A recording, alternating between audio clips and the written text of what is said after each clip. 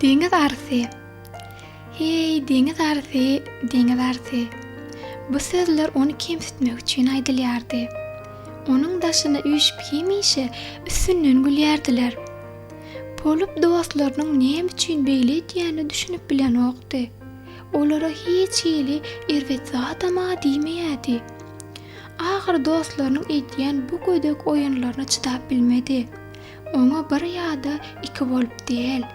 Hemmesi üýşüp akşam garanqa gatnaşýança onuň üstünden gülýärdiler. Laqqa balygy, ýylan malygy, garaz her kim oňa awly söz pürkürip galýardy. Onuň üstünden düşmeýän ýokdy. Anha şol günleriň birine de bolup ejesiniň ýanyna aglap bardy. Ejesi onuň agysyna dözüp bilmän. "Ýeri balam, näme boldy? Näme üçin aglaýaň?" diýdi. "Dostlarym meni ýekeleýärler, üstümden gülýärler" diýdi. Ejesi, "Näme üçin beýtýärler? Seniň güler ýaly näme kemiň bar?" diýdi.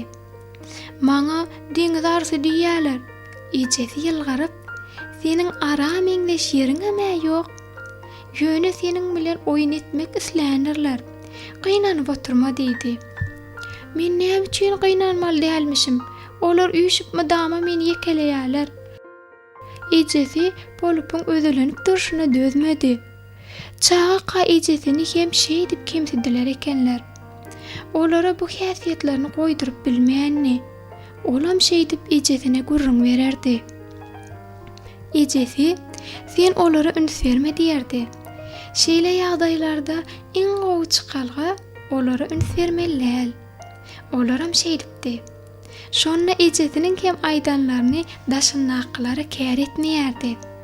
Olaryň sözlerini eşitmek bolardy. Şeý dip olaryň manysyz gurrunlarynyň utulypdy.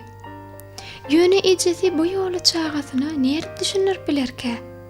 Olaryň gepleriniň aşagyna galmagyny islemeýän ejesi, "Sen olary diňleme, aýdanlaryna üns bermän gidiber.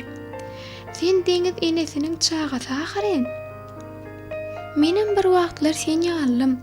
Häzir ullukan deňiz enesi boldum. Eger olaryň edýänine üns berip gaýtargy berseň, sen olardan diýinip bilmersiň. Muny hiç wagt ýadyňdan çykarma. Oýun etseler üns berme. Senem oýna salan bol. Aglamagyň saňa hiç ýyly peýdasy bolmaz. Sen aglasaň olaryň göhü geler. Seniň ara meňdeýän ýeriň ýok ahyryn. Berde gynanyp oturar ýaly zat ýok." Bolup ejesiniň sargytlaryny berk belledi. Ýöne onuň integem doly anamy ýokdy. Şol gün bu usuly synamak üçin on meýdança bardy. Onu gören deňiz haýwanlary ýene-de gyýgaşmana başladylar. "Deňiz arsy, deňiz arsy." Ol diňlemän oturjak boldy. Ýöne başarmady. Bu gede kimmesi birden "Gorkak, gorkak, deňiz ary, eşek ary, gorkak, ürkek" diýip gülüşip başladylar. Ol bulardan basylmaly däldigini düşündi-de, olar bilen keçeleşmäge durdy. "Ýylan balyk, senem örenlälik, teneçir, inem ogly ineçil, neşçar balygy, kän gördüm sen ýalagy." Hemmesi bu sözleri eşitip ümsüm boldular. Poluwa bugün ne döwçallyka? Şu wagta çenli ol beýle gaýtargy bermeýärdi. Indi bolsa olaryň göwnüne dejek bolýardy. Gaharly gözler bilen gaşlaryny çytdylar. "Onsoň, näme üçin bize beýdiýärsiň?" diýdiler. Ol, "Siz näme üçin meň bilen gödek oýunlar edýäňiz? Sen birine deýseň onuň tenine ýara goýarsyň. Biz şonuň üçin saňa deňiz arsy diýýäris. Günäň bolmasa biz hem saňa ýöne ýere diýmeris" diýdiler. "Bu meniň günäm däl. Men hiç kime ziýan bermedim, bermernem. Biz özümizi gorajak bolup şu galkan ulanýas.